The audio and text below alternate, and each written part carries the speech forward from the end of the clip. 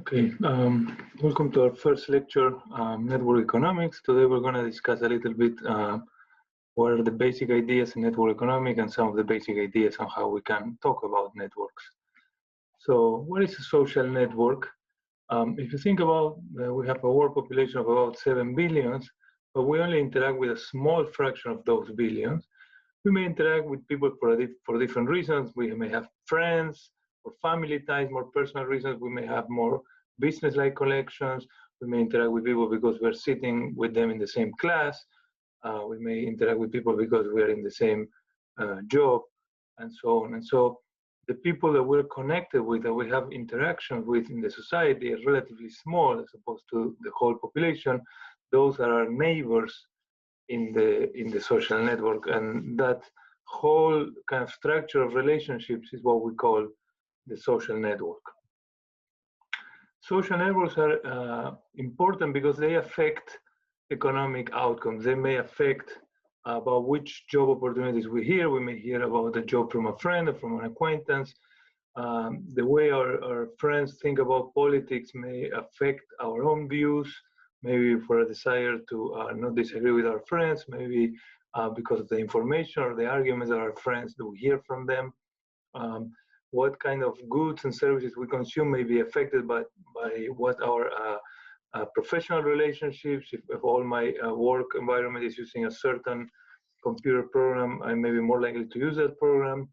I may be more likely to buy or use certain technology if my friends use it.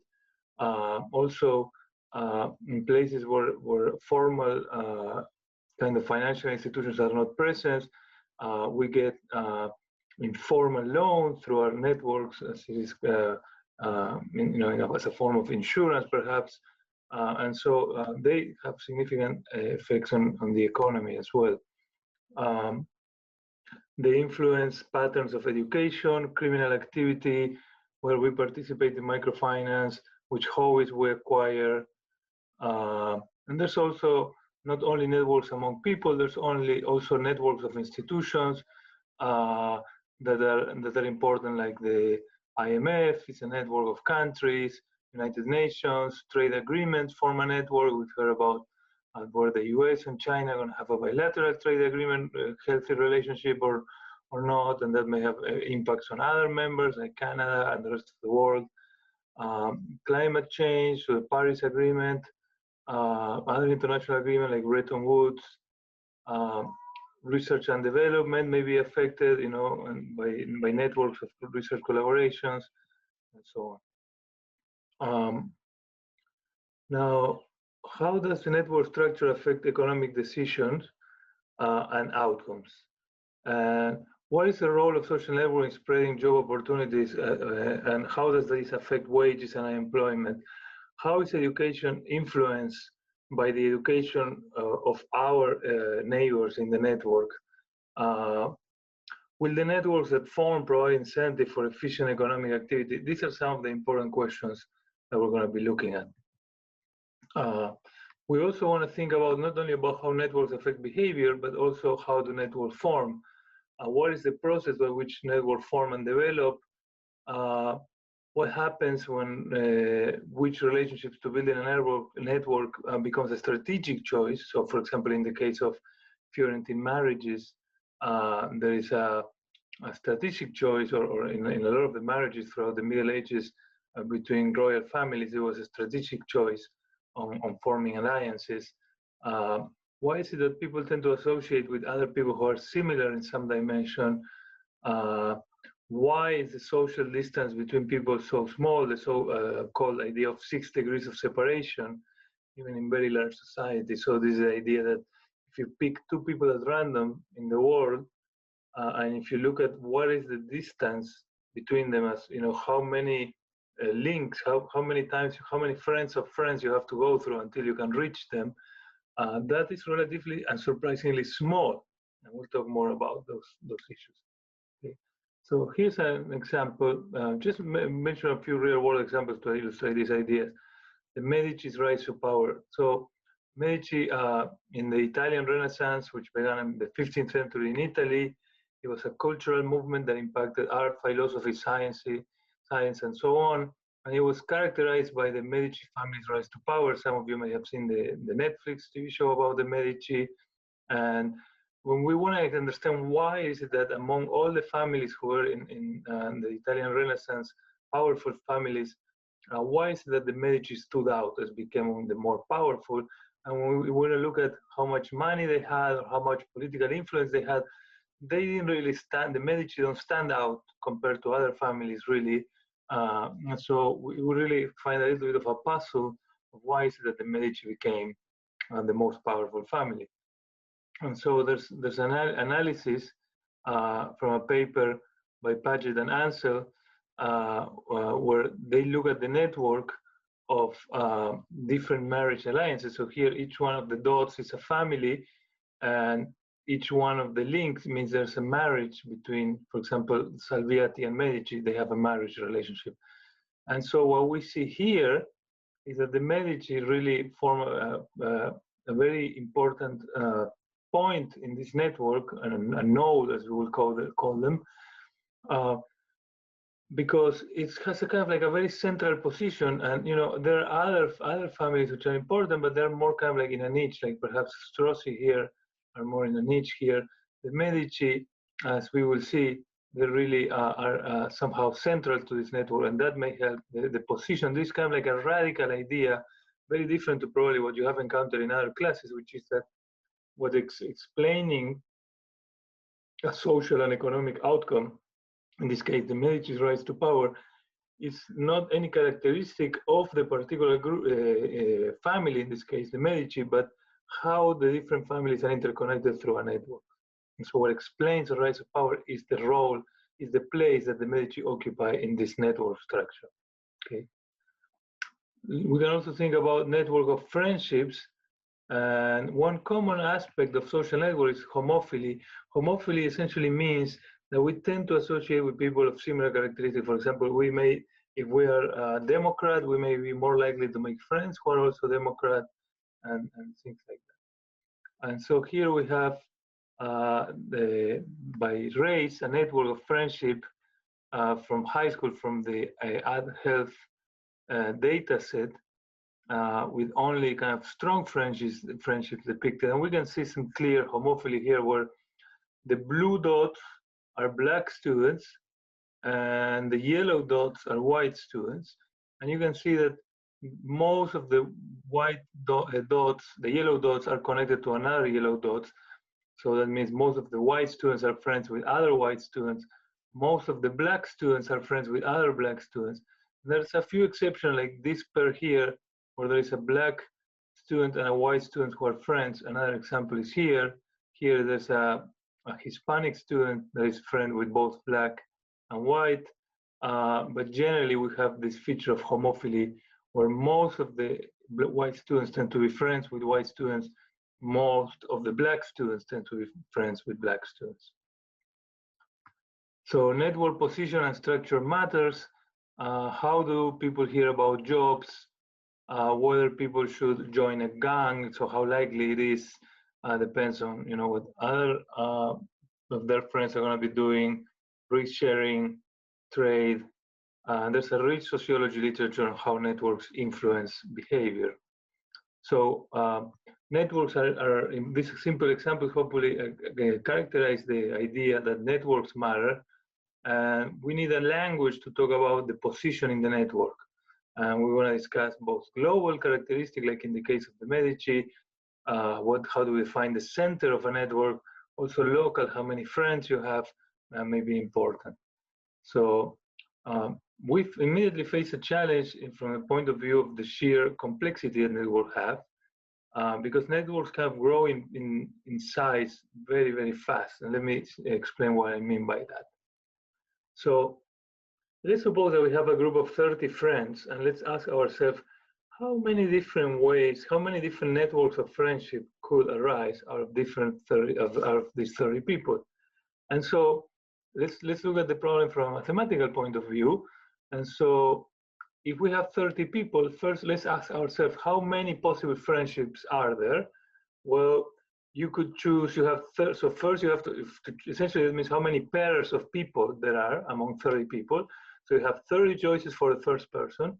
And then you have, once you pick the first person, you have 29 choices for the second person. But when you do this, you're going to count pairs twice, exactly twice.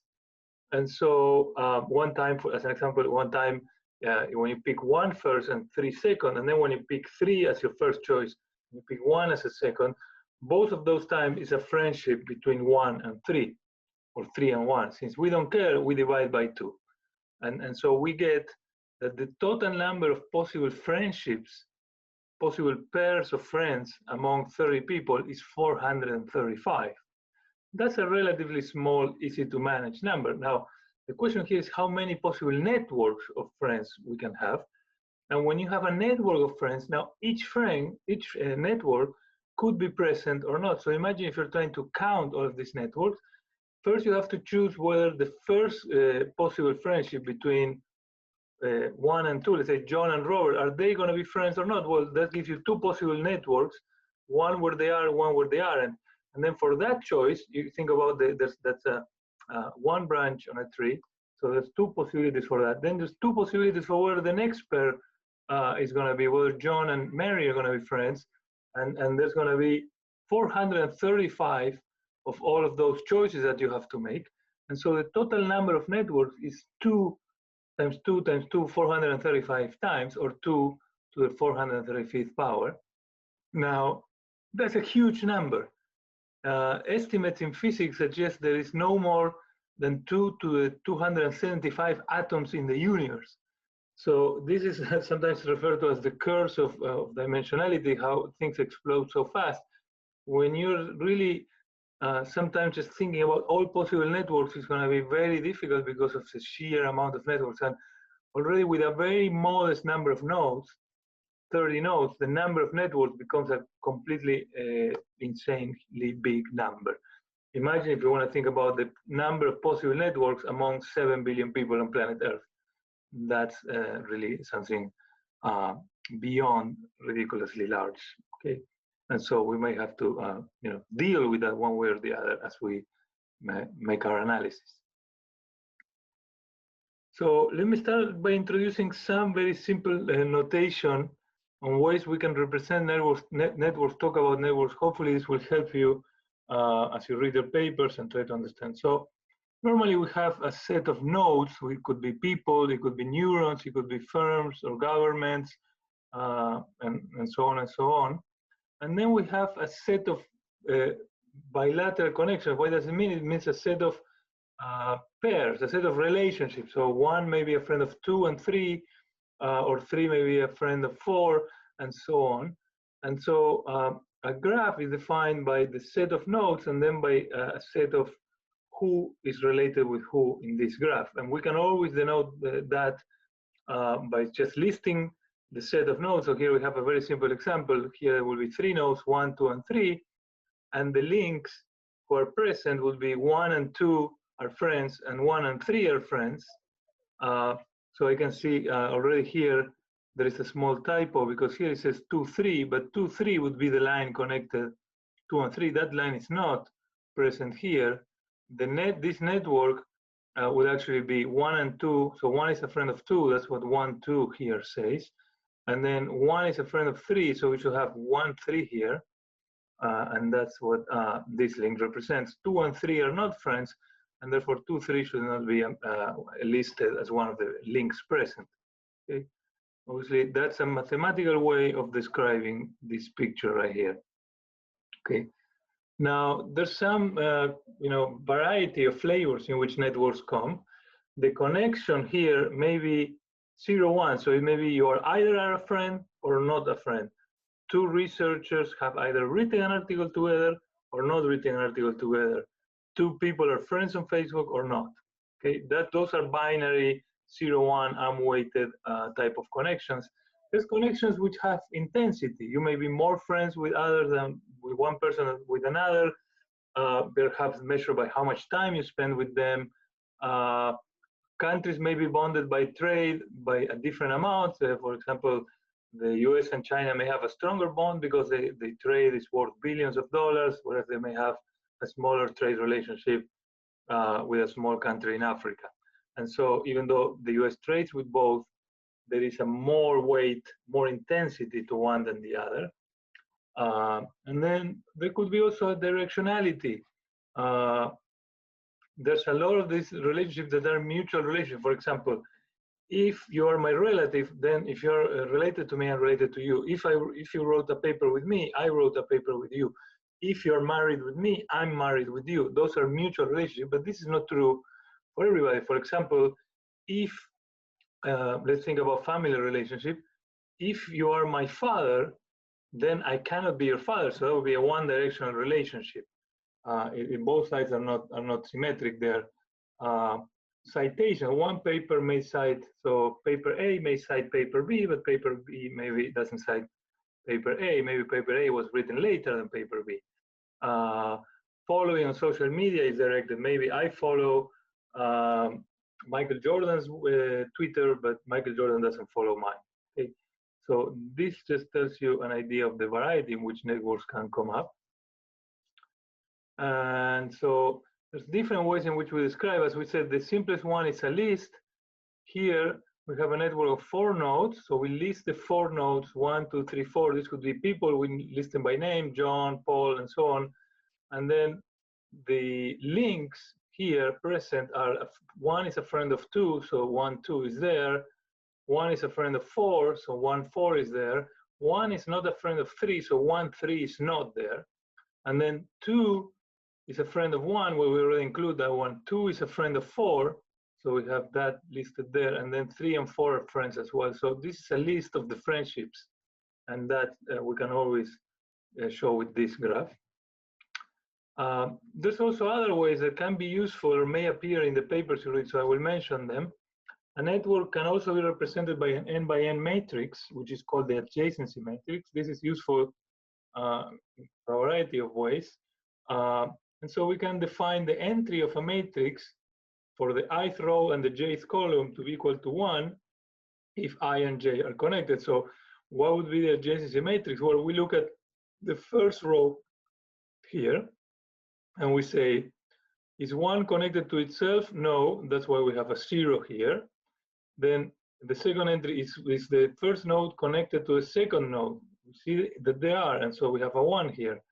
Is 1 connected to the third node? No, they aren't, and so we have a 0. And is 1 connected to the fourth node? Yes, so we have a 1. We come here and we ask the second row would tell us who node 2 is connected to. Node 2 is connected to node 1 and to node 4, and then we have a 1 in the first entry and the fourth entry. The third row here, node 3 is only connected to node 4. That's why we only have a 1 on the fourth entry of this row. And then node 4 is connected with 1, 2, and 3, and not connected with itself. Here, because we're not allowing nodes to be connected with itself, the diagonal are always 0. This doesn't have to be a diagonal. And because the matrix is symmetric, so notice, if there is a 1 here, that means that 1 is connected with 2. Then there has to be a 1 here where 2 is connected with 1. And that just follows from the symmetry, the fact that relationships are undirected. And so when relationships are undirected, the adjacency matrix is always a diagonal matrix, okay? And so we have that the top diagonal of the matrix is equal to the bottom diagonal. Or if we transpose the matrix with switch columns by row, we get the exact same thing, okay? Now, if we have a directed network, then the adjacency matrix doesn't have to necessarily be directed. For example, here we ask, who is 1 connected to, where connected means that there's an arrow pointing towards that point. So an arrow pointing into 1, and so only 4 has an arrow pointing into 1. So think about this as following on Twitter. So if 4 follows 1, so on the first row we have a 1 here. Then who is following 2 for the second row? Only 1 follows 2, so we have a 1 on the first entry. Who is following 3? Nobody is following 3. And who is following 4? 4 has 2 followers, 2 and 3, so we have a 1 in the second and third entry here. So here order matters. 1, 2, and 2, 1 are not the same thing. Okay? We could have that 1 follows 2 and 2 follows 1, but then we'll have 1, 2, and 2, 1 listed here as well. In this particular case, we don't, but that's allowed. We could also have weighted directed networks where the weights have intensity, as I was saying earlier, and we're also allowing here to have self connections to oneself. So here, this may be, these diagrams often are useful when you're thinking about probabilities. So think about this is a town, and this is the probabilities that you will trip. If you're in town 1, that you the next day you will travel to the next town. Here, if you're in town 1, you will probability 1 travel to town 2, and then if you're in town 2 with probability 1, you travel to town 4. But once in town 4 with probability 1/2, you stay there, and with probability 1/2, you go back to town 1. So you can see, and then this doesn't have to be towns; it could be states in some kind of Markov process, if you're familiar with that. But generally, the point is that we can express this also using our adjacency matrix, where now these entries will represent weights. So for example, 1 has a direct link towards 2. Notice here we're using the different notation that we used in the previous one, where now a 1 represents an outer link. So when we're using this, we have to be careful about which kind of those two definitions we're using.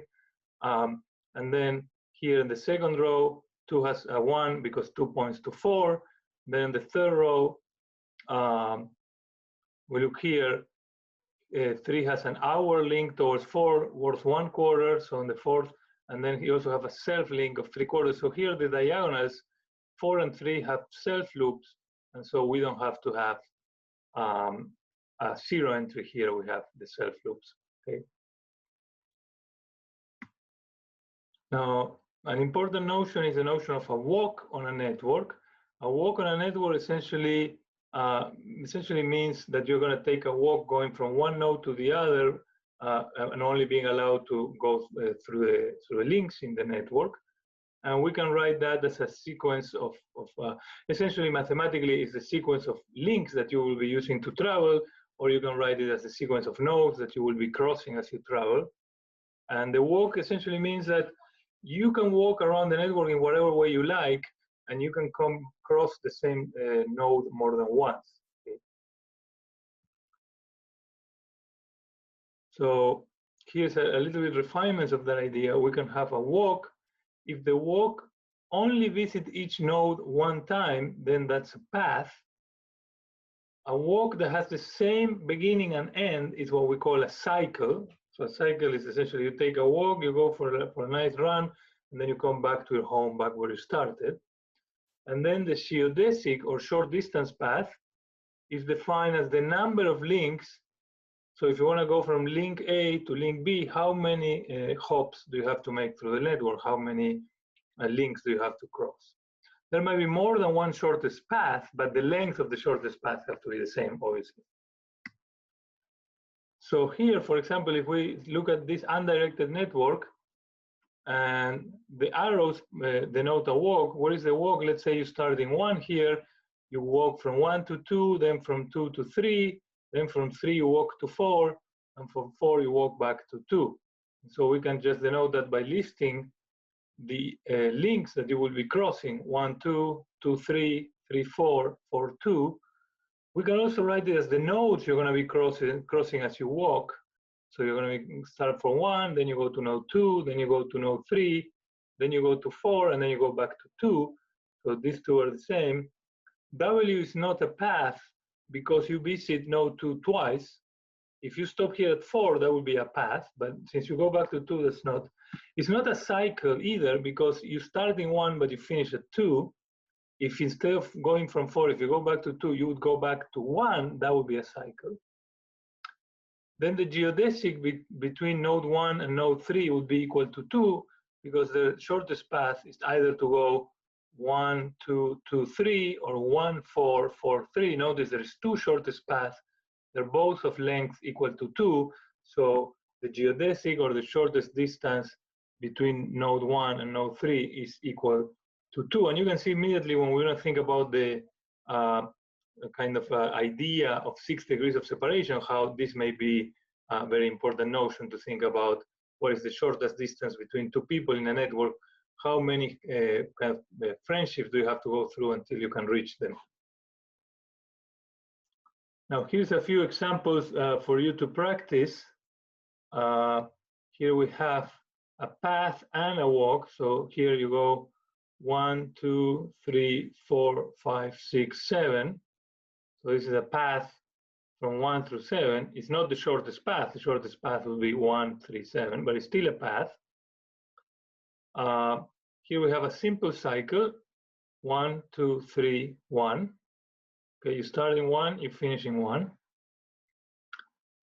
Here we have a cycle that is not simple. Why is not simple? Because you go through 3 twice. You would do 1, 2, 3, 4, 5, 3, 1. You begin and you end in 1, but you go through 3 twice. And you can see why this means there's not, this cycle could be broken down into 2 different cycles, 1, 2, 3, and 3, 4, 5. Okay, this one you cannot break into any smaller cycle. Okay, and then we have a walk. There is not a path, as we already saw. 1, 2, 2, 3, 3, 4, 4, 5, 5, 3, 3, 7. Go through 3 twice. So even though it's a walk, it's not a path. Okay, so walking through networks is going to be very useful in a lot of applications. Another very important idea is the idea of a component, or sometimes connected component. The connected component in the network is the group of people that you are either directly or indirectly connected to. Another way of saying is that it's the people that there is a path between you and them in the network. So if you look at this network is not connected. So a network is connected if there is a path between every 2 nodes. Here, there is no path between 1 and 8. They're simply not connected. There is a path between 1, 2. There is a path between 1, 4. There is a path between 1 and 3. But there is no path between 1 and 8, and there is no path between 1 and 6 or 5. And so we can essentially break this graph into connected components. That's a lot of fancy language, but essentially it's very simple once you look at the picture. What are the connected components here? Well, here, 1, 2, 3, and 4 are going to be one component that is connected. 8 is another component that is connected, and 6 and 5 is another component that is connected. So the people that you're in your connected components is the people that somehow directly or indirectly you can influence in the network. The people who are not in your connected components somehow are isolated from you. Okay? You cannot reach them. Doesn't matter how many friendships you go through, you cannot reach them.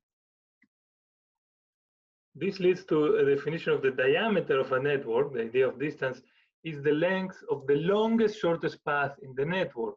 Okay, so if the network is not connected, we have to use the largest component in the network. The average path length is less prone to outliers than just picking the longest, shortest path. So sometimes instead of looking what is the longest, shortest path, we pick the average shortest path between all 2 pairs of nodes. These are examples of what we call network parameters. Sometimes we want to understand how a network parameter, for example, the diameter of the network, which somehow measures how closely connected we are. If a network has a big diameter or a big average path length, it means that people are maybe connected, but it takes a lot of links to reach one another. If a network has a short diameter, it means that no matter which links you pick, they're going to be closely connected and very easy to reach one from the other. And sometimes we want to think about how this characteristic of the network, how these parameters can help us explain behavior. Okay, so let me finish here. I hope that you enjoyed the introduction, and please let me know if you have questions.